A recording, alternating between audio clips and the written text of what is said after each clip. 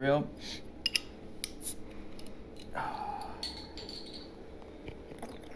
That's how we're gonna start this Monday off. Oh, man. Oh wait, it's Tuesday. Oh, it's Tuesday already. Yeah. Man, time flies when you're... I think you slept through Monday. I probably did. You know, time flies when you're watching all the videos on Bullet's Garage playlist. Time flies, man. Time flies, guys. Anyway, welcome. We are gonna make a quick podcast for you guys talking about just general stuff that you don't always see us putting into our videos because it's always B-roll and we're installing something, we're doing something, we're showing you how to do something. Here we're just gonna chill with you guys, talk a little bit about the future and the plans we got. Yeah, so this is gonna be unedited, raw, uncut. So for the most part, if you guys don't know who I am his little brother. I have a YouTube channel as well, BULLI Kid. Link's gonna be probably in the description. I make some videos of his car too. I did one review of his car. Right now, we're working on the audio, we're working on the video. We're trying to learn as we go and just make better videos for you guys. And it makes us feel better too, making higher quality content.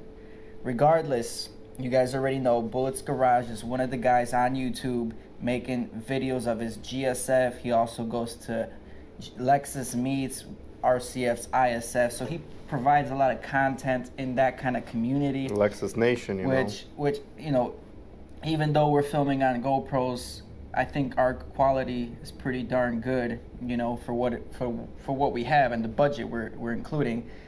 Obviously, most of the budget goes on the car here. That's right.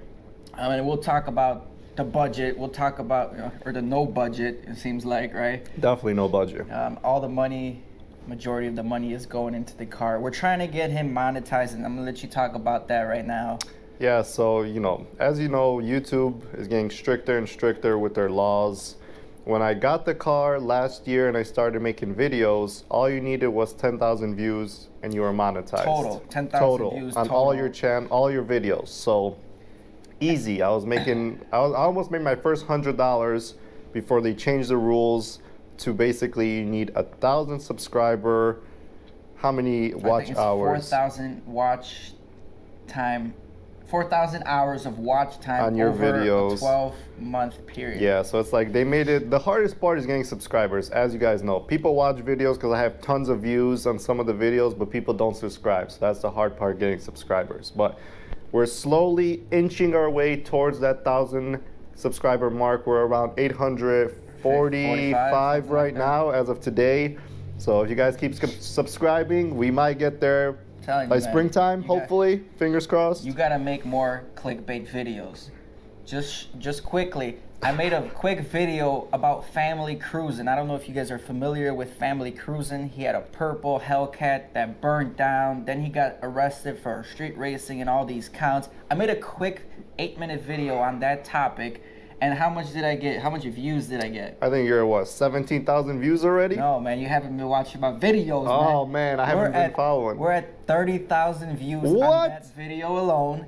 And that video netted me around like insane. 150 subscribers. So I got a really small channel too, but a clickbait I mean, it's not even clickbait, but it's a current event video that really got attention out there, you know. That's insane that you got 30,000 views already that fast. I mean, it's my second biggest video. My wheel spacer video. This video grew the fastest out of all of them. Yeah, within like, it's like overnight, 2 weeks. 20,000 views. Anyhow. All right, well, let's start from this, man. And you've made videos about this before. Why did you buy this car? I mean, we were talking about Chevy Camaro ZL1. For the budget, it's got a Corvette engine in there that's coming from a $100,000 Corvette. Yep. In a $55,000 package. Yep. Man. And it's got the best handling Alpha chassis. Yep. If you want to make more power, you just swap the pulley, put a little bit of mods on, and you're at 700 wheel. Mm-hmm. That is the car that I thought I was gonna get, hands down, no question about it, until I sat in one, and basically you said no. I sat in it, and I'm like, how am I gonna drive this thing when I can't even see out of it? Like, the hood was just long, the door sills were so high. I felt like I was gonna be just driving over chickens and curbs and people because it's just so hard to see out of. Granted, I would have probably got used to it, but just the interior quality, I felt like I wasn't upgrading much from my '06 GTI. My '06 GTI actually felt nicer on the interior. Well, a lot more leather. The Camaro had a lot more, Alcantara. Yeah, I mean, the plastic wasn't that great. Exactly. But again, they got to budget the car somehow, right? True. You got a big engine, a lot of power, the chassis. I mean, that's what you're buying the car for. You're not buying the car for luxury and status that's VIP true. look. But it's the experience, and like I always was telling him, dude, I would get the 6-speed manual all day just because. 10-speed auto for me. See, different playing fields here. I just want that experience, man. It's not going to be the fastest car, but you feel so involved and in control of all that power. Don't get me wrong, that 10-speed in the Z01 is amazing, and it hauls ass. It's faster shifting than anybody could, but again, you settled for this car, and it's not because of the power. And now, with this car only having, 489 horsepower? 489. You said that's way more than you will ever need on the street. Actually, 467. Oh, okay. I wish we were at 489. 389 torque. Don't get us confused here. Oh, okay. 467 horse, 389 torque. Yeah, but you say that's way more than you ever need in this I mean, for the street, driving down the street, you floor it, you're moving. You don't need more power than that. You're breaking the speed limit in very first quickly. or second gear right away. Yeah, second gear, you're already topping out at like 65. So. And unless you take the car to the track, that's where it's going to not shine. That's when other cars are going to take advantage. Yeah, because you got the weight and everything. But around town, I mean, the looks, the luxury, the uniqueness of this car. I mean, let's talk about this car. I mean, is this car going to stop production? Are they stopping it? Yes, they are definitely stopping it. I mean, they stopped making the GSF already. The last GSF that came out was the 10th anniversary, RCF and GSF. So which year was that? 2018, that's this year. Okay. And those are the ones that come with like the special effect, yeah, the matte paint, the black wheels, all the special options on the interior. After that, I mean, I think RCF is in a production of like a hardcore track variant that they're making, but it's still the same 5.0 liter. They're not adding any more power. So it's kind of like the BMW M3 C, whatever it was. CS with a little wing and some more aero and maybe better that's what they're trying to do with the RCF. But as far as the GSF, they're not making it anymore. There was a rumor that they were going to twin turbo and make it a V8 twin turbo, which would, hallelujah, praise the Lord. If that would happen, that would be amazing. That's potential, man. Lexus would step up at that point. We would step up and own the game because we would be reliable and compete with the Germans. So, but we'll see what the future holds. I doubt that's going to happen. And let me tell you, as he said, competing with the Germans, this car is definitely not competing with the Germans as far as power. Those other ones have way more power, twin turbo engines. The good thing about this car, I would say, is that it has port and direct injection. So there's plenty of fuel going to the motor. If Lexus and Toyota figured out a way to make a supercharger or a turbocharger on it, you definitely have the fuel delivery. You just put in that extra air and you could be making a lot more horsepower. Well, RR Racing does have that option. So RR Racing, if you guys are watching, this is Bullet's Garage, Vossen, 2019. We'll do the install in Bullet's Garage. I've watched some of the install that Armando did. That's a hard install. I bet. I would probably ship this car to RR Racing, have them do it, because that way you have a warranty. Either way, RR Racing, you want to sponsor us, that would be great. So let's talk about what mods we've done to the car so far. I mean, let's talk about the main ones. Let's keep this kind of short. You definitely did the coilovers, right? Coilovers. CKS with Swift springs. And that improved the ride quality tremendously. You did barely drive this car, and you felt it as soon as we went around the first corner, the first speed bump. When I first got into this car, we were at work, and I was driving through the parking lot, and the first bump I hit, I was like, God damn, what is this, Raceland coilovers? I mean, it had no absorption at all. It just kind of it absorbed that bump right into my buttocks. That's what I mean. So as soon as he swapped those coilovers in and we went through the first speed bump down the road, it was like heaven. You feel that cushion, and it just got rebound compression. And it still got dampening adjustments, so we can stiffen it up and lower the height. It's awesome, man. Coilovers are awesome. Quality coilovers. Don't buy cheap stuff. Yeah, we were thinking about. You were thinking originally about springs, right? I said, man, I've ran springs on stock shocks. Yeah, you'll do it. You'll mess around with it. Give it 10 to 20,000 miles. Your shocks are gonna be blowing. The ride's gonna be nasty. Then you're gonna have to be looking for either an aftermarket shock strut combo. It's just so much work where you buy a coilover, you take the old ones out, you directly swap the new ones in. You pay a little bit more, but it's quality. It's all meant to work together. You could dial in the suspension height exactly how you want it. Actually, a buddy of mine, Diego Vossen, he has our RSR springs on it, and he's like, I just ordered the coils from RSR because I need to dial in the front because he has reverse rake right now. So yeah, that's the worst. You guys know these factory Lexuses, even the IS, I think, the front end sits higher than the rear. Yep. It's the worst look on any car. Horrible. I think even I spent some time with the new BMW M3 and it had a reverse rake look as well. And it's terrible. It's really terrible. And even if you get the springs, yeah, it's gonna lower an inch in the back, but then you still gotta lower reverse rake still. So coilovers has to be done in order to fix that problem, which we did. I'm glad we took care of that. The car looks way more aggressive, much cleaner, much better.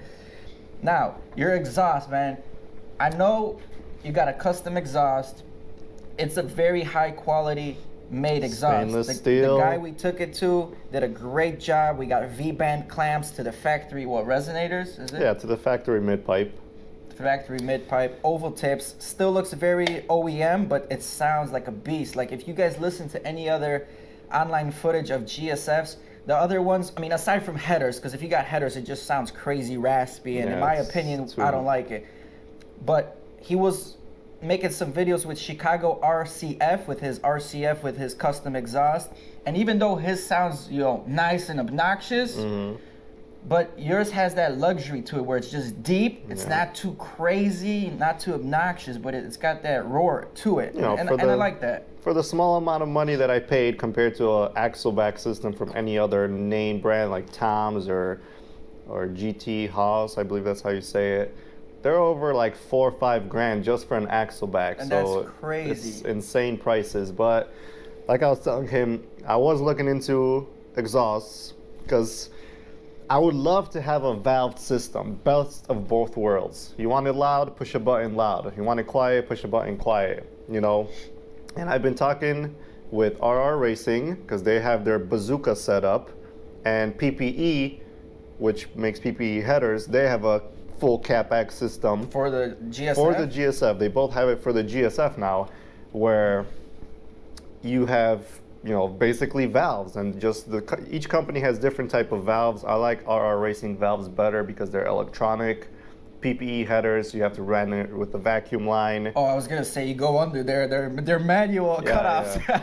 Yeah. So maybe in the future, once we want more sound, we'll consider that, but this setup's gonna have to do for now. And for the new people out there, there's a couple ways to go about this. If you just got a stock exhaust, one, you can just add cutoff valves to your stock exhaust. So it's fairly quiet from the get-go. Buy cutoff valves, weld it into the factory pipe with the switch, open it up. It's gonna sound insane, right? Yep. And if you just want a quick, cheap way to do it, cutoff valves are anywhere from like $100 to $300. The only thing that's gonna cost you is installation and running the wire to do it. You can do that, definitely. You could do something like where you get a custom quality catback exhaust. Don't go to like a cheap muffler shop where they don't mandrel bend the pipes. And by mandrel bend, what I mean is that the pipe on the inside diameter is even throughout the whole bend. The cheap shops bend it, and you got the ripples inside the pipe, which interferes flow of exhaust gases. Flow of exhaust, the sound is changed, and everything else. Or if you're really balling out there, go ahead, by all means, pick up a nice high quality valve system. Yeah, although the Novell system with headers, which is 12 grand. 12 grand. Please donate. You're kidding me. Headers, full system, Novell, 12 grand. Wow, that's just insane for a Lexus. I mean, it's still a Toyota. It should still be within budget. But one thing I've noticed with these valve systems is if you're sitting or standing from the back of the vehicle, you see these valves though, you know, it's not as clean. Like some of them you see more than others. On some systems, depends where the valve is positioned. Exactly. If it's more by the tip, you can just see the valve, and I personally don't That's like that. BMWs have that towards the exhaust tip. Lexus or these companies that I mentioned, their tips are, the valves are further back, so you don't really see the valves. Yeah, well, that's always a bonus. What else can we talk about? Well, the most obvious is probably the wheels it's sitting on right now, right? Go ahead. Run through the specs real quick for the new members right there watching right now. Man, I wanted wheels since I got this car because these 19s, they're beautiful, don't get me wrong, but I feel they're too small. And the 20s that I got on here now make it look so much better. So, Vossen HC2 hybrid forged, okay? We have 29.5 ET32 in the front on a 255/30 tire, 2011 in the back on a 285 tire, ET35 in the back. And we just installed them today. You already mentioned the tire spec on that? Yes, 285/30. All right. We got it on, it clears. In the springtime, we will be doing minor height adjustments, especially in the front, because the front now has a lot of gap, which we need to eliminate, but they look fantastic. But they clear right now because the car's not moving, but you know, in the summertime when we get the car out and start driving it, we'll have to see how well it actually clears over speed bumps and dips and grooves. But so far, the rear sit right around perfect, and you're running your like pretty much negative 1.5 camber, which is within factory specification. So it's nothing crazy. We're not rolling the quarter panels like he mentioned in his previous videos.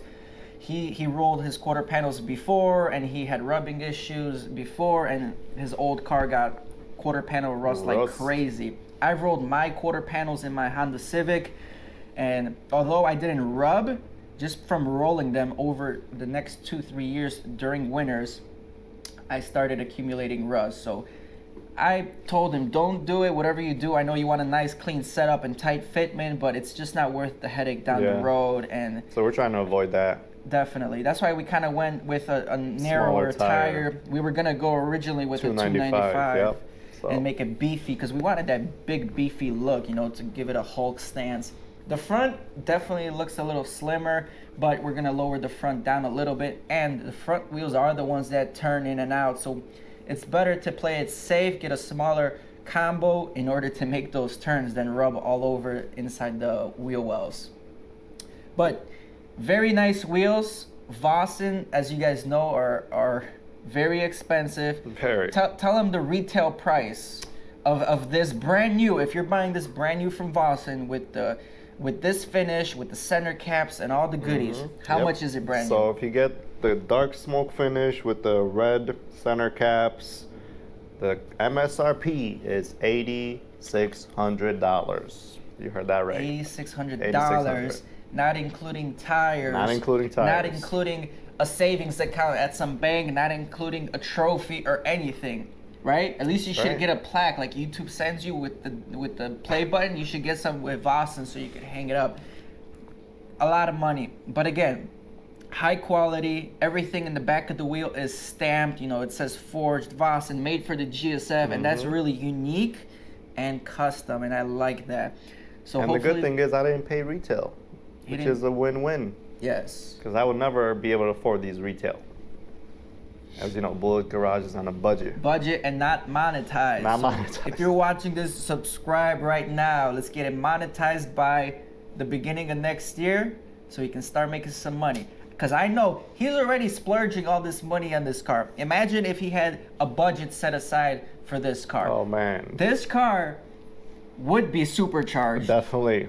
Full exhaust, supercharger. We would have, it'll be crazy. I'm sure we would have carbon drive shafts, custom axles. We would have a fat ass drag radial in the back, and you'd be making passes against these Camaros, Mustangs, and whatnot, right? That's right, you know because this guy's already splurging on this car.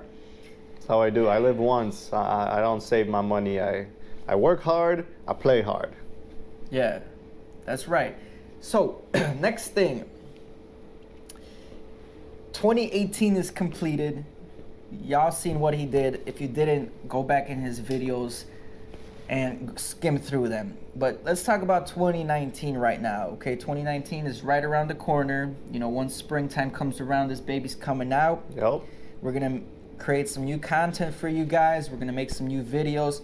What are we planning to do in 2019? And if you guys are watching, comment below what you want to see as well. True. In the next upcoming season, because we can definitely work with you guys and provide some content, as long as it's not crazy. Like, hey, I want you to do a burnout on your brand new Vosta wheels, because how much were those tires, man? $1,000. $1,000, and those were bought on Black Friday sale, brand new. They're talking about $1,300. So we're not trying to roast tires and be hoonigans here and just kind of be reckless. Okay, we're trying to create content, grow, and eventually, you know, create some passive income as well, right? That's right. Well, I mean, for a couple things that I have lined up in 2019 is I'm going to be doing a couple reviews of a couple of my friends' cars that they got, which is going to be pretty exciting. Oh, okay, I didn't know that. Yeah. A couple of my buddies, one of them got a ATS-V manual. Cadillac ATS-V. You got it. That's basically the 3.6 liter twin turbo. I think it's a 3.6. Yeah. So are they producing that still? I thought those were gonna get, you know, knocked out of production. I mean, I know they weren't selling extremely well like the GSF, but that's what he got, and we're gonna make a video of that in the springtime. That's it. No, nothing else happening in 2019. Well, you guys got a lot to stay tuned for, right? Nah. What are you talking about? There's gonna be more stuff coming through. You know, a lot of car shows coming up, car meets. Hopefully, we're gonna enter the GSF into some competitions like, you know, cleanest daily stuff like that, because the car shows have that, so we could enter, hopefully get some trophies. Like you talking about outside car shows in the parking lot, or like indoor car shows for outdoor something? Car show parking lot. Okay, I never heard of that. What I'm interested in seeing, at least for 2019, is a dyno day, and I know you were mentioning something about that this year and nothing happened from it. So I know dyno shops, if you can bring in probably 10 to 20 cars for a dyno session, they give everybody discounts, maybe like $50, $55 for 3 pulls, and that would be very interesting to see how much rear wheel horsepower these cars are actually making. True. You know, you can bring some RCFs, GSFs, ISFs. I mean, Chicago F, right? Community. You can invite everybody over. Our group would probably be down somebody to see how much power they're making. And everything's rear wheel drive for the most part, so it's the same setup on the dyno. You know, they don't have to transfer it from all wheel drive to rear wheel drive. But I'm not going to a Mustang dyno because that's a heartbreak killer. Yeah, we don't want to go Mustang. I don't want to see Mustang dyno numbers, okay? Dyno jet all day. So Mustang numbers read low. That's why he's insisting on going on a dyno jet, which will boost his confidence level, right? Just a little bit. But we should definitely do a dyno day, compare numbers, see who's the king, who's making the most horsepower. Those ISF boys that have full bolt-ons. 93 octane, right? Aside from dyno day, I was thinking about quite possibly taking this car to the drag strip. You've never been to the drag strip. You're talking about living once, right? I think it'll be cool to take it out on the drag strip, probably with the factory GSF tires, since they're smaller in diameter. You got, you know, we don't want to mess up the Bosons, but plus they're lighter too, so in the quarter mile it might be a little better. And with the sticky track, I don't think you're going to be spinning too much. You know what I mean? Yeah, I mean, if it's the summertime, these grip pretty good. So as long as it's a pretty warm day, we could roast them up a little bit, get them a little stickier, and do some pulls. And if I remember correctly, this car runs around 13.8 in the quarter mile. Oh Lord, that's slow. Yeah, I didn't want to remind you, that's slow as dirt. But that's what it runs. Realistically, we're talking somewhere in the 14s with a new driver. No, we need weight reduction. I'm gonna gut the car and then we'll go. Gut the car. Got it. The whole interior. I'm gonna sit on the bucket. No, but 13.8. It's not the fastest car, but we can still have some fun, have that experience. Those are the two things that I definitely want to see in the upcoming season. I actually want to take it to like a road course / autocross type of thing, where you have room to run off, just kind of get some corners in, not just go straight on a drag course. I know what you mean. You can do both. Once these tires are going to be basically shot, we're going to go.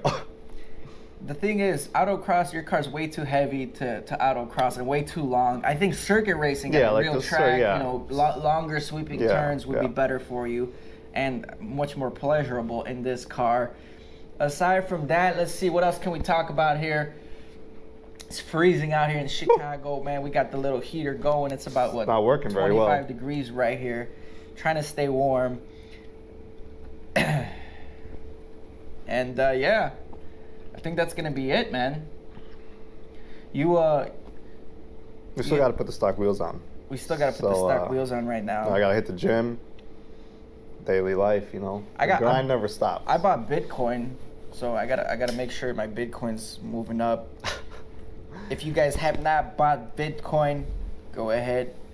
All right, guys, that's gonna cut this podcast. Hope you enjoyed. We should be making more of these in the springtime when we have more to talk about with more people. But that's gonna be it for this. We're gonna throw the stock wheels back on, get the Vossens in the house for winter hibernation, and we'll be back with more videos. And if you guys want to collaborate with Bullet's Garage or make any cool videos, non-racing, unless it's in Mexico. Only in Mexico. Just leave a comment below, and we'll be sure to work that in 2019. Anyway, guys, Bully Kid checking out. Bullet's Garage out. See ya. And like he says, what do you say? I'll catch you on the next video. Is that what you say? I don't say that. Oh man, I thought you did. I think you say that. No, I don't say that. We'll see you guys on the next video. Peace.